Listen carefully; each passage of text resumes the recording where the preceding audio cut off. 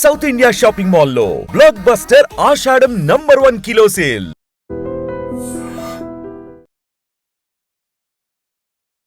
నమస్తే, welcome to I dream. మనతో పాటు రాజయ్య యాదవ్ని. నమస్తే సార్. ఓబీసీ రిజర్వేషన్ సార్ ఇప్పుడు రాష్ట్రంలో అతిపెద్ద చర్చ అండ్ అందరూ ఎదురు చూస్తుంది ఏంటంటే రిజర్వేషన్లతోనే ఇప్పుడు స్థానిక సంస్థల ఎన్నికలకి పోబోతోంది రాష్ట్ర సర్కార్. చిత్తశుద్ధి ఉంది, వాళ్ళు ప్రామిస్ చేసినట్టుగా కామారెడ్డి డిక్లరేషన్లో చెప్పినట్టుగా మేము చేస్తాము, చెయ్యబోతున్నామని చెప్పాను. ఇప్పుడు వాళ్ళు చేసిన లెక్క ఏదైతున్నదో అది శుద్ధ తప్పు. 42% అనేది సరే, శుద్ధ తప్ప వేరేనా అనేది పక్కకు పెట్టి 50% బీసీలు గెలుతాను. ఏది ఎంపీటీసీలు, జెడ్పీటీసీలు, ఊళ్ళే సర్పంచులు.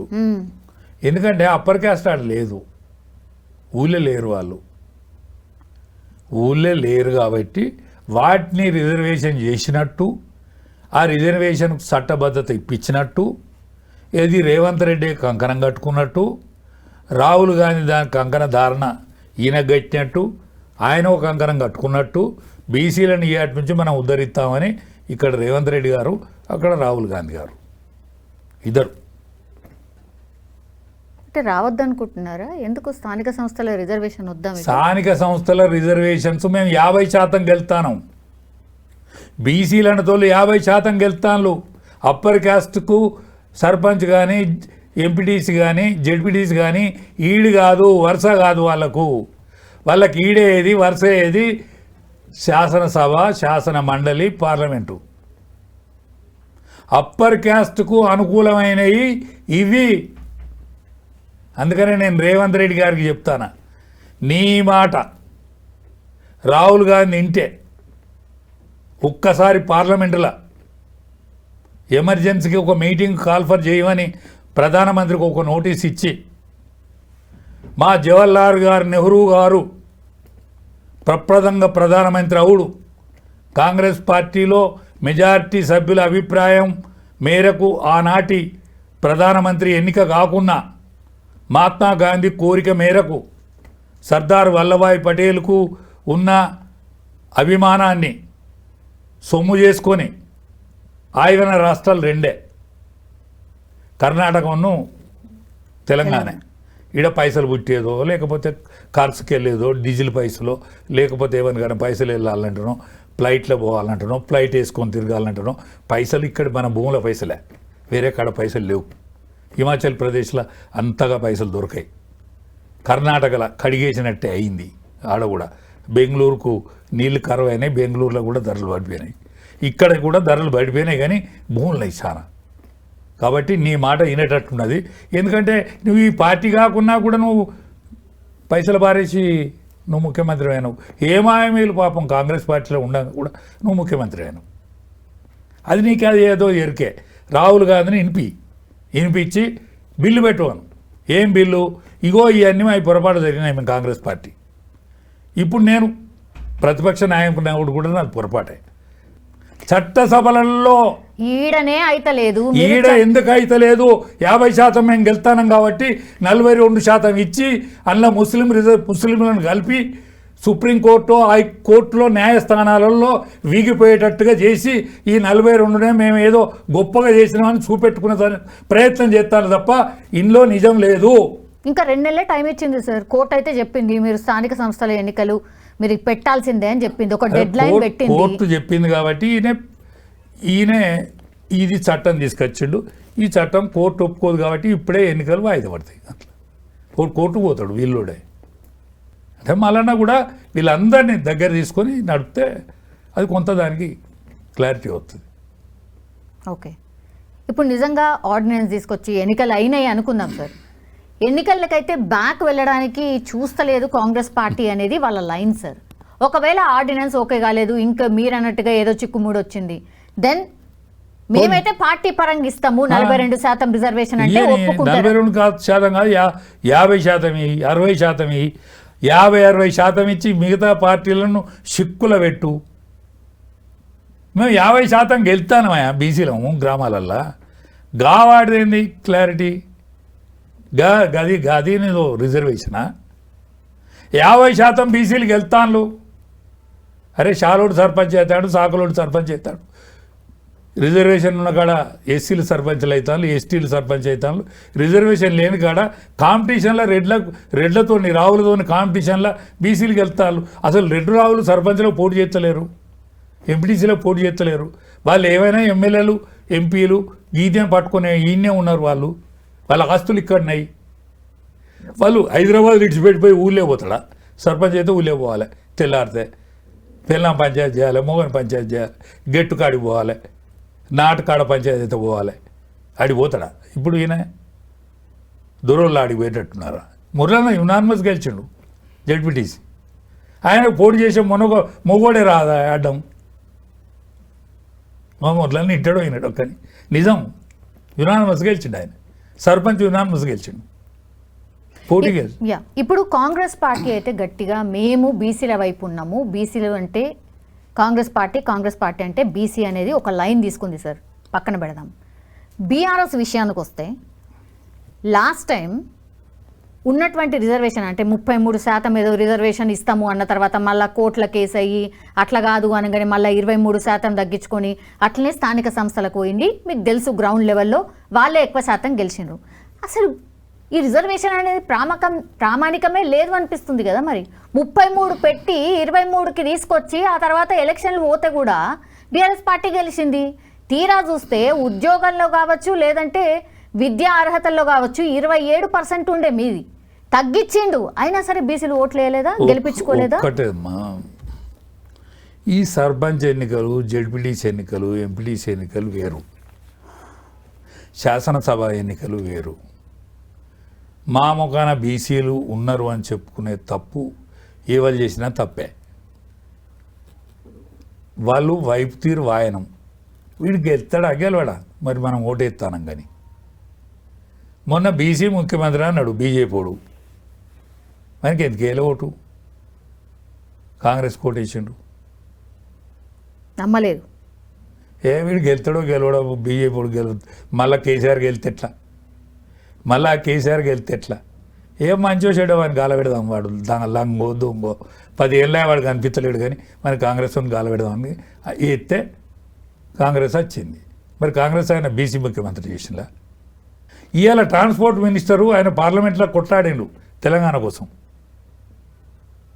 సార్ మీకు తెలియదు సార్ అన్ని ఈక్వేషన్స్ చాలా చూసిన తర్వాత ఆయన పార్లమెంట్లో కొట్లాడిండు. ఆయన ట్రాన్స్పోర్ట్ మినిస్టర్ ఎందుకు చేసిన ఉంటానా? ఆయన ముఖ్యమంత్రి చేస్తే ఏమైంది? కొండ సురేఖ బెబ్బుల్ లాంటి వ్యక్తి, ఆమెను ఎందుకు ముఖ్యమంత్రి చేయాలి? ఓసీ అయినా సరే బీసీల గురించి మాట్లాడుతున్నారు, ఫైట్ చేస్తున్నారు, రిజర్వేషన్ అమలు అయ్యే దిశగా చూస్తున్నారు అంటే ఎవరు మాట్లాడేది? మా కవితక్క మాట్లాడేది ఎవరు? రేవంత్ రెడ్డి. ఈ చెల్లని ఆర్డినెన్స్ తీసుకొచ్చి మాకేదో చేసినట్టు, అది కోర్టు ఒప్పుకోనట్టు ఎందుకు చేస్తాను ఈ డ్రామా? కవితక్క ఆర్డినెన్స్ తప్పని ఎందుకు అన్నది? ఆమె ఎందుకు కుంకుమ తలుకుంటుంది? వీళ్ళు ఆర్డినెన్స్ తీస్తే ఆమెకేం సంబంధం? వాళ్ళ పార్టీ ఒప్పుకుంటలేదు, దీన్ని సమర్థిస్తలేదు. ఆ పార్టీ ఎమ్మెల్సీ అయ్యి ఆమె ఎందుకు? కరెక్ట్ కాదు కదా. మళ్ళా ఒప్పుకోకపోవడం కరెక్ట్, ఎందుకంటే మళ్ళా బహిష్కృత ఎమ్మెల్సీ. ఇప్పుడు బీజేపీ యొక్క పరిస్థితి ఏంది? ఒకవేళ ఎలక్షన్స్ వస్తే, స్థానిక ఎన్నికలు వస్తే 42% రిజర్వేషన్ మేమే ఇచ్చినామని కాంగ్రెస్ పార్టీ అయితే ముందుకు పోతుంది సార్. ఏడు పోతుంది ముందడికి? యాడి పోదు, ఎవరు ముందడి పోరు. ఒకవేళ స్థానిక సంస్థల ఎన్నికలు 99.999% పెట్టరు. సార్ ఇప్పటికే సంవత్సరం అయిపోయింది సార్. సంవత్సరం అవుతుంది, వాళ్ళకి ఫండ్స్ వస్తలేవు, దానికోసం పెడతామంటారు.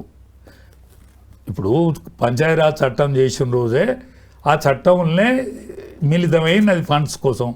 ఒకవేళ ఆ ఫండ్స్ కోసం చేస్తే చెయ్యాలి. బీసీ నినాదం ఈవెన్ మన బీజేపీ కూడా ఎత్తుకుంది సార్. ఏమంటుంది? ముస్లింలని ఎట్లా చేరుస్తారు బీసీలల్లా అనేది. అంటే ఇప్పుడు వాళ్ళు ఎత్తుకున్న నినాదం కరెక్టా కాదా అనేది ఈ కోర్టులు ఎవరి పొత్తు కాదు కదమ్మా. కాంగ్రెస్ పార్టీ ఉంటున్నాడు, అదే హైకోర్టు ఉన్నది.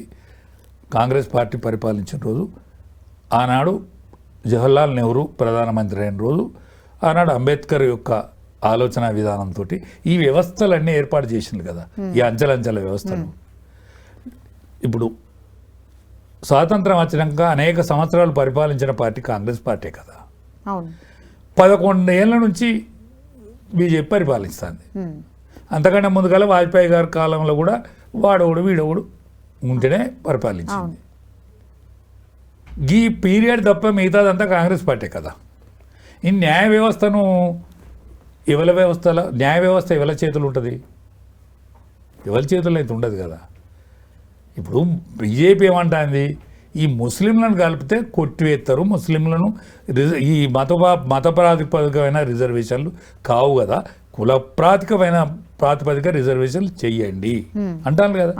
దానికైతే అడ్డం అత్తలేరు కదా వాళ్ళు. మరి చేసేదానికి వాళ్ళన్నది చేయకుర్రి, మీరు అన్నది చెల్లేటట్టు చేయండి. బీజేపీ అన్నది చేయకుర్రి. ఇప్పుడు బీఆర్ఎస్ అనేది ఒప్పుకోకుర్రి, మీరు కోర్టుల చెల్లే రిజర్వేషన్ చేయండి. ఒక లెక్క నేను మీ ముందట పెట్టబోతున్నాను సార్. బీసీ జనాభా లెక్క ఒక నివేదిక ప్రకారం అనుకోండి, ఒక 5 రాష్ట్రాలే చెప్తా సార్, 5 నుంచి 6 రాష్ట్రాలు. తమిళనాడులో జనాభా బీసీలది 76% ఉంది సార్, అక్కడ రిజర్వేషన్ 50% ఉంది సార్. కేరళలో 65% జనాభా ఉంటే 40% ఉంది సార్ రిజర్వేషన్. బీహార్లో జనాభా 62% ఉంది సార్, 33% రిజర్వేషన్ ఉంది. మన తెలంగాణ విషయానికి వస్తే ఒక దొడ్డు లెక్క ప్రకారం బీసీలు 60% ఉన్నారు సార్, 23% ఇప్పుడు ప్రస్తుతం మన రిజర్వేషన్ ఉన్నది. ఓసీలు ఎందరు ఉన్నారమ్మా? 6% కదా. ఇప్పుడు 6% చూపెట్టినా వాళ్ళు పెరిగినట్టు చూపెడతారు. 11% సార్.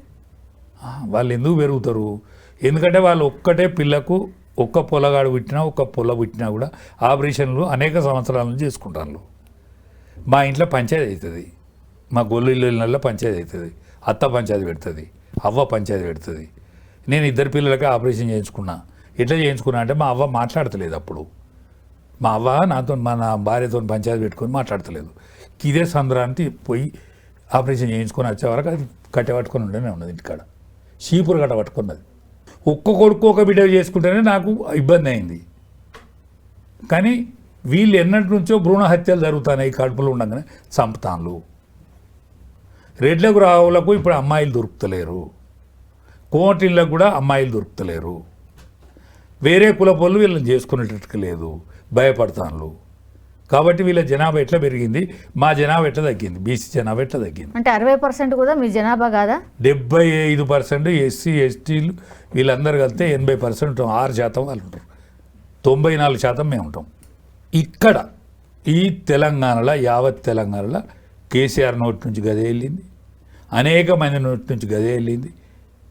వాళ్ళు చెప్పిందే ఇది బీసీ ఎస్సీ ఎస్టీలది, మేము పిడికడంతా మనం మందిమి అని మా కేసీఆర్ చెప్పేది. ఎందుకు మరి అప్పుడే ఆ నినాదమే తీసుకోవచ్చు కదా, ఎందుకు తీసుకోలేదు అంటారు? ఓన్లీ స్థానిక సంస్థలకే ఎందుకు తీసుకున్నారు మరి? ఇప్పుడు నేను తీసుకోమని చెప్తానా? నా సొంత మాట ఇని తీసుకో, హీరో అవుతావు, ఆల్ ఇండియాలో హీరో అవుతావు. రేవంత్ రెడ్డి గారు ఆల్ ఇండియాలో హీరో అవుతావు. ఇప్పుడు జనాభా లెక్కలు జరగబోతున్నాయి సార్, ఇప్పుడు మొత్తం అంతా నరేంద్ర మోడీ గారు చేయబోతున్నారు. ఈ లెక్కలు తప్పా లేదా అనేది ఆడ తెలిసిపోతుంది సార్. మీరు అన్నట్టుగా మరి 75% అంటే గంత ఉన్నదా? ఉన్నంతే మాకేంది, మేము ఆపేక్ష పెడితే తప్పు, మాది మీరు తింటే తప్పు, మీది మేము కావాలనుకుంటే తప్పు. ఈడబ్ల్యూఎస్ రిజర్వేషన్ గురించి కూడా మాట్లాడుతున్నారు. ఎందుకు ఈడబ్ల్యూఎస్ రిజర్వేషన్ 10% ఎట్లు ఇస్తారు అని మాట్లాడుతున్నారు సార్. మీ వర్షన్ ఏంటి సార్? ఉండాలా? అంటే పేదలకు ఎవరైనా పేదోడైనా వాడు కులం వేరే కులంలో పుట్టినంత మాత్రం పేదరికాన్ని అనుభవించుతాడు కూడా ఆ కులం పేరు మీద బాధలు గురి కావద్దు అనేది మా బీసీ సమాజం ఆలోచన, నా ఒక్కని ఆలోచన కాదు. బీసోడు ఎవడైనా పాపం అంటాడు, ఎవరికి కష్టం వచ్చినా కూడా వీని కష్టంగానే చూస్తాడు, బీసోని అలవాటు. అందుకనే వాళ్ళ పుట్టగొట్టాలని మేము కోరుకుంటలేము, వాళ్ళకు ఉండనియండి, కానీ మా తినకుండా చూడండి, మా బాబాజీ మాకే ఉండనియండి. రాజ్యాంగం ప్రకారం అయితే సార్ జనాభా లెక్కలు ఎంతనో అంత ఎస్సీ ఎస్టీకి సంబంధించిన రిజర్వేషన్ అమలవుతుంది సార్. ఇప్పుడు జనాభా లెక్కలు తీసిన తర్వాత వాళ్ళ జనాభా పెరిగింది అనుకోండి, సపోజ్ ఎవరి జనాభా ఎస్సీ ఎస్టీల జనాభా పెరిగింది అనుకోండి, అవును. అప్పుడు అన్ని లెక్కలు తీసిన తర్వాత 50%ని అసలు ఎక్సీడే కావద్దు కదా సార్, అసలు రిజర్వేషనే వ్యవస్థనే తీసేస్తాయి. తీసేయకుండా చూడాలి. ఇప్పుడున్న పాలకపక్షం కానీ ప్రతిపక్షం కానీ ఏ పక్షమైనా కూడా సమాన హక్కులు ఇంకా అంటే వాళ్ళ ఉండాలి. జనాభా పెరిగింది అనుకోండి సార్, వాళ్ళే 50% ఉన్నారు అనుకోండి, అప్పుడు కొత్తలో నేను ఏమంటానంటే ఇప్పుడు అక్కర్లేదు, అందరూ కూడా సమానమైనలాంటి తీసేయండి ఇక. మరి అందరు సమానం అయిపోయింది ఇక. ఇప్పుడు ఆర్థిక అసమానతలు అన్నీ తొలగిపోయినాయి. ఎవడైనా ఎవరితోనైనా పోటీ చేసేటువంటి హక్కు కిందకి వచ్చిళ్ళు. ఆనాడు అంబేద్కర్ గారు 10 సంవత్సరాలకు రద్దు చేస్తా ఉన్నాడు. అవును, ఎందుకట్లా రాజకీయంగా మొత్తం అట్లా కొనసాగుతూనే ఉంది. మరి కొనసాగనిస్తారా కొనసాగనియరా ఆలోచించాలి ఇలా విజ్ఞులు అందరూ. అందుకనే మాకు ఒకసారి రిజర్వేషన్ చేసినాక మేము మీరు అందరు కలిసి చట్టసభలలో మేము కూడా సమానం ఉన్నాక మా బీసీలు కూడా అలా పోయిన తర్వాత అప్పుడు ఆలోచిస్తాం. మేము లేదు కదా అందులో, మేము సమాన వాటా లేం కదా. ఆ వాటా ఒకసారి వచ్చిన తర్వాత ఒక్కసారి వచ్చిన తర్వాత లెక్క అప్పుడు తెలుసుడా? లెక్క తెలుస్తాం. అప్పటి వరకు మాత్రం రిజర్వేషన్ అనేది చేయొద్దు. అట్లే ఉంటుంది, రిజర్వేషన్ ఉండాలి. చట్టసభలలో మేము పోవాలి, అసెంబ్లీలు ఉండాలి, మేము పార్లమెంటులు ఉండాలి, రాజ్యసభలు ఉండాలి, ఈ ఎమ్మెల్సీ పెద్దల కోటాలు ఉండాలి. మేము అందరం ఉన్నాక అప్పుడు ఆలోచిస్తాం. మీరు మేము కలిసి ఆలోచిస్తాం. ఎందుకంటే మీరు అప్పుడు మెజార్టీ కోల్పోతారు కదా, మేము మెజార్టీలు ఉంటాం కదా, అప్పుడు ఆలోచిస్తాం. దాన్ని నేను రేవంత్ రెడ్డి గారిని రిక్వెస్ట్ చేస్తానా, రేవంత్ రెడ్డి గారు నువ్వు ముందడవాడు, ఈ కంకరం కట్టుకో. నువ్వు మళ్ళీ ఇంకో విషయం చెప్పినావు. నేను ప్రాథమిక పాఠశాల బీజేపీలో చదువుకున్నా, కాలేజీ విద్య తెలుగుదేశంలో చదువుకున్నా, నౌకరు కాంగ్రెస్లో చేస్తానని.